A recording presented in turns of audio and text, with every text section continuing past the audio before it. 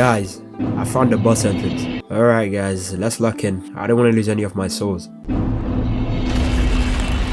Yo, I found some player notes over here. Strong enemy ahead. Turn back now. You're not built for this. Well, damn. Hey Jin, how come the statue's got health bars? Man, I'm out of here. I ain't trying to lose all my souls.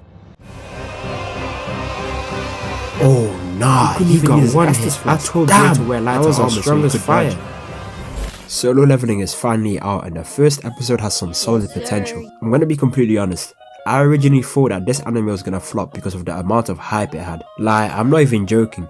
I can vividly remember being in school in 2019 and my homie trying to put me on reading Solo Leveling, but my ignorant ass told him to get the hell out of here with that weak shit, as I went back to watching Hunter x Hunter instead. I low-key thought the studio was gonna butcher it like the last hyped up manhwa that I decided to pick up, but to my pleasant surprise, this show has piqued my interest, so I decided to cover it weekly for you guys. It's a Korean manhwa adapted into Japanese, but they still kept the Korean names, so let's get into the meat and potatoes. The episode starts off with a flashback of these Navy SEALs monitoring this island when this guy begins to explain that regular weapons have no effect on these creatures. We pan over to this group of adventurers that are being chased by chimera ants and they are high-key getting washed. But you know, I should have known this was gonna happen because if you look at this lineup, you can tell there's absolutely zero main character material. Brody over here has no details in his face and the girl looks easy to draw. Their entire squadron got completely wiped by some pre-nen chimera ants. Now me personally, there's absolutely no way I'm losing the ones with a giant ant. I would have swung my body to the right, generating enough force to dropkick the ant. Kiyoshi Tepe over here is about to get cooked, but luckily for him some named characters pulled up right on time to save the day and make quick work of the ants. The guy that saved him pulls out his grimoire and starts healing him and the ants think it's free eats but didn't realize they pulled up with a squad. This guy's able to use lightning magic and he stuns the ants just for the redhead to come in and put their beats on them. Turns out that they are S rank hunters, which probably means they're like the peak of their verse. After they wipe the foot soldier ants, a mini boss pulls up but they don't seem worried and finish him off with a combo attack, just to find out he wasn't even a mini boss but just a slightly more stacked foot soldier. The animation for this part went kinda crazy, so it really got me looking forward to the fights later in the season. I don't know how to explain it, but you know, it kinda gave me like Sword Art Online, Fate Stay Night type vibe.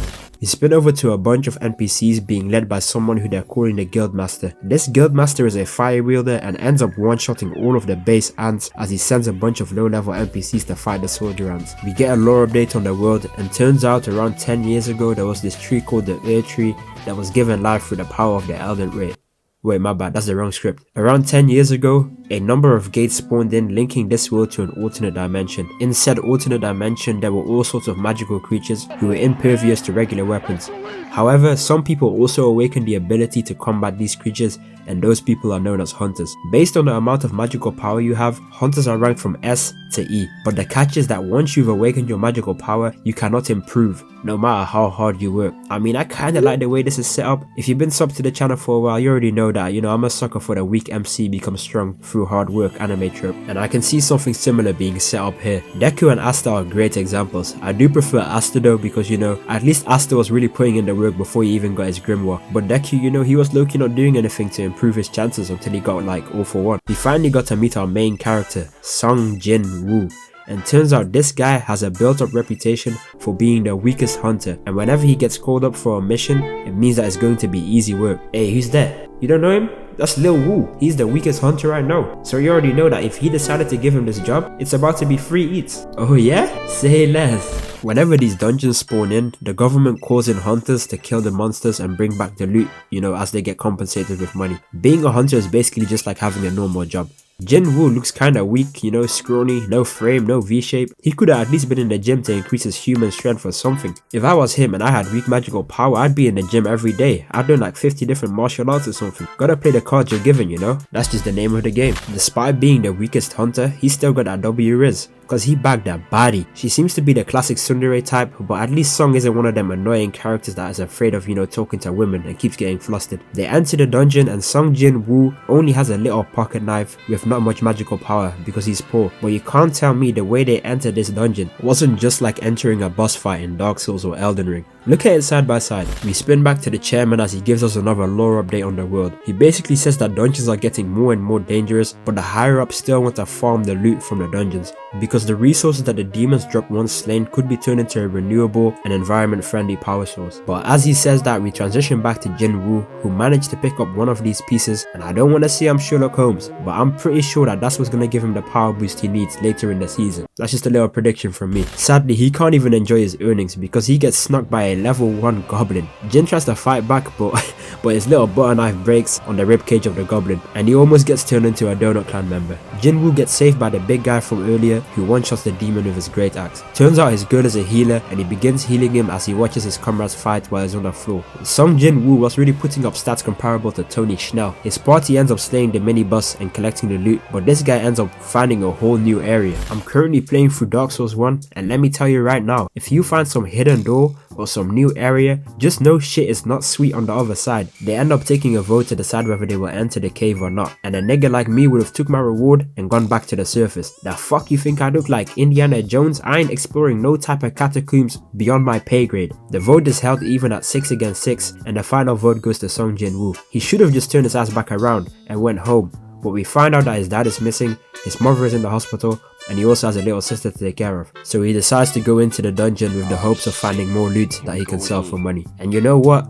I respect that a lot. I always admire those who put, family and friends above their own desires. I'm really starting to like this kid. We cut over to the scene of these robbers stealing the purse of this girl. Oh damn, they really robbed it like that. Alright, what's happening? Yeah! Damn!